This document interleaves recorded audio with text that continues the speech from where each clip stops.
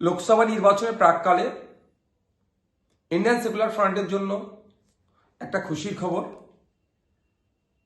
আমরা বিভিন্ন সময় বিভিন্ন জায়গাতে নির্বাচনে কন্টেস্ট করে থাকি।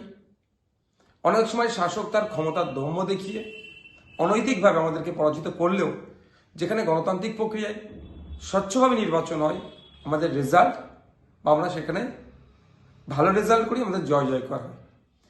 আমরা বিভিন্ন সময় মাদ্রাসাগুলোর অভিভাবক নির্বাচনে অংশগ্রহণ করেছিলাম, ভালো রেজাল্ট হয়েছে।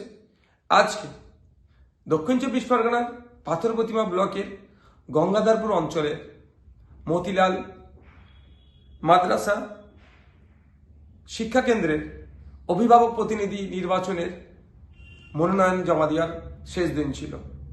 আমাদের মনোনীত প্রার্থীরা মনোনয়ন জমা দিয়েছেন, কিন্তু ওখানে বিরোধী তথা তৃণমূলের কোনো প্রার্থী খুঁজে পাওয়া যায়নি।